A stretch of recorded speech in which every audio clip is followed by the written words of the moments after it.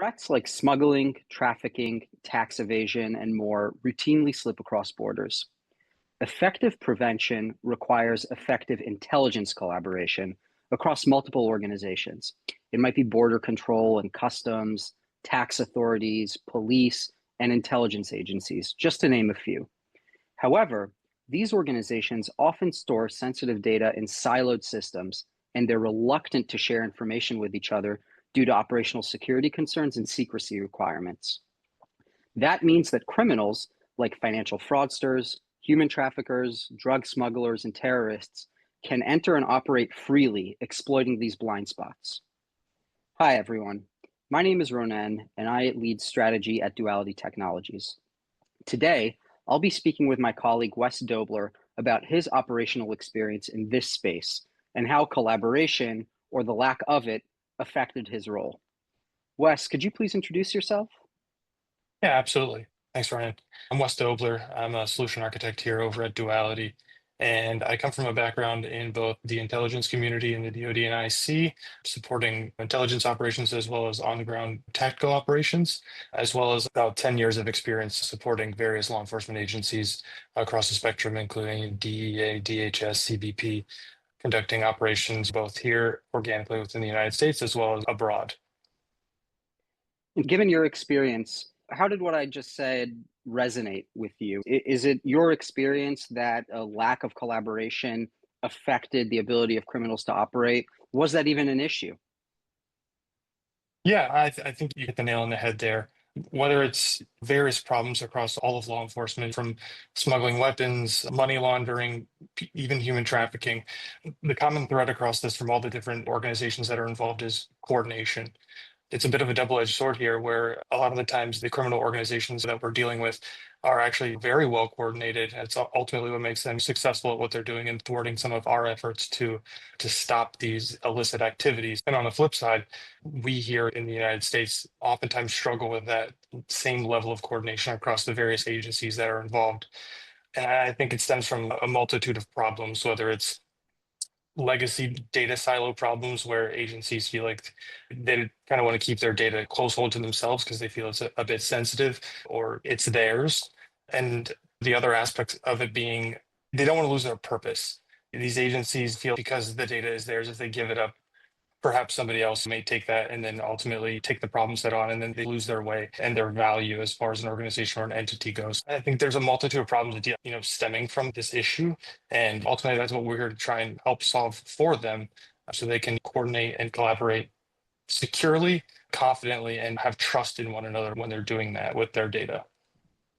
I think you just said the key word there because what I was going to focus in on is it seems like the crux of the challenge that you spoke about is trust, right? Collaborating across trust domains, whether those might be internal across domains, across government agencies, or even in the scope of border challenges with international partners. In your opinion, is the trust challenge something, if you can get over it, it would help you better detect, flag, and prevent threats, of course, but is it a technology solution in your opinion? Is it cultural? Is it both? How do you look at it? Yeah, very good topics related to this problem set. I think it's a multitude of the things you mentioned. I think the first one being bureaucracy is the first one, and it's very traditional. It's hard to instantiate new policies or new frameworks that allow this type of sharing to take place. Ultimately, they are dealing with very sensitive data a lot of times, and there's just a level of concern that is well placed on making sure that that data is safeguarded and handled appropriately for the problem sets that they're dealing with. Alternatively, I think there has been historically a technology gap in allowing the level of coordination and collaboration to take place that upholds those levels of security that meet the level of safety that the bureaucrats are happy with to support the policies that they have in place. I think we're tackling the problem from both angles and giving them very good option to handle both issues that they're dealing with. Interesting. And I think maybe just to contextualize this, duality enables organizations to collaborate with each other without exposing sensitive data or revealing investigative intent, whether that's across borders with allies, across agencies domestically, or even across security domains. And we do this using what are called privacy enhancing technologies. And that really transforms these types of relationships that you're talking about into those secure, high trust partnerships and gives everyone the confidence to collaborate, knowing that their data is never going to be exposed or leave this domain. Given that this is the type of technology that you're alluding to, would this type of technology have been useful to you in your previous roles? And maybe could you give an example of like real experience where having this would have created a different outcome for you? Yeah, absolutely. And the short answer to that is yes, it definitely would have been helpful and beneficial in my past life and some of the other things I've supported. Explicitly from an example perspective, I'll give one that we ran into fairly consistently over years across different organizations, different entities, and different problems. You have two different organizations who are essentially looking at or investigating the same entity, whether it's a singular person or a singular organization. And ultimately, they each have their own data silos where they have information on the person or entity of interest. And unbeknownst to either organization, they're both looking at the same entity or the same organization.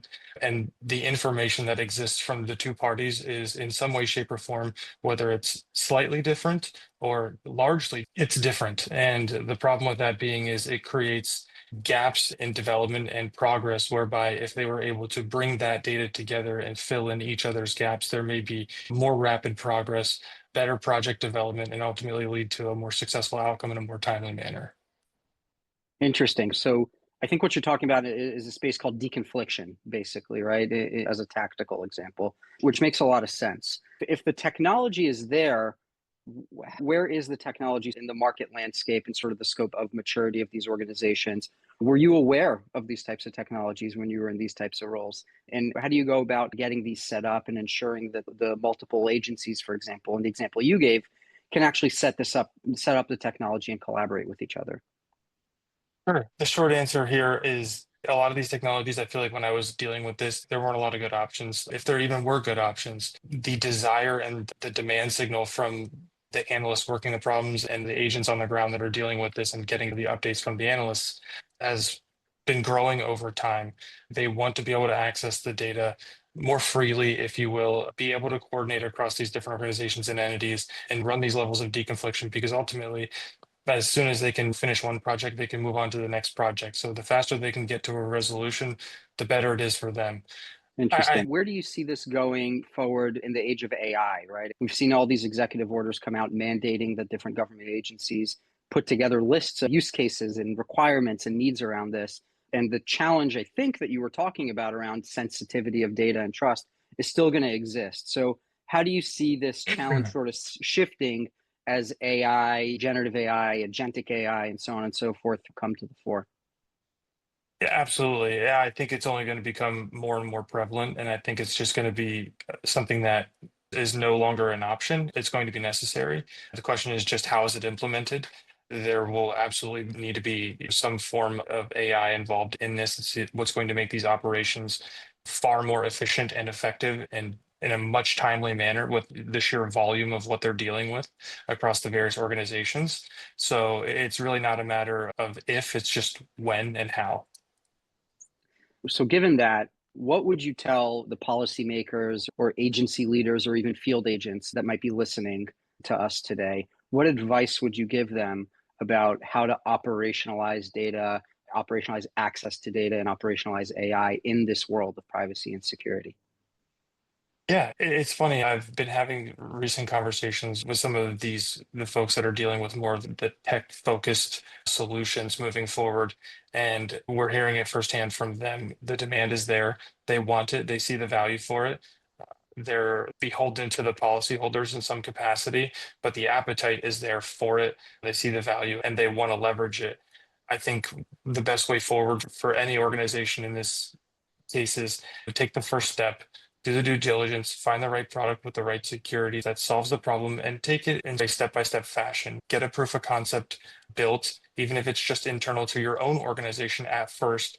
See how it works, see how it functions, identify the benefits internally, and then start to broaden that out. Bring in another organization, bring in another agency, and see what that level of coordination and collaboration really does for you when you open your aperture and see what data you may be missing out on. I think that's really good practical advice. And basically, you're saying start small, even identify those trust boundaries internally first and tackle those, and then grow to enable the cross-agency or the international collaboration, which other organizations might already be doing. I think that makes a lot of sense. So with that, I want to thank everyone for your time and attention. We really appreciate it. And if you have any questions or would like to follow up, please reach out to us at any time. Thank you. Thank you.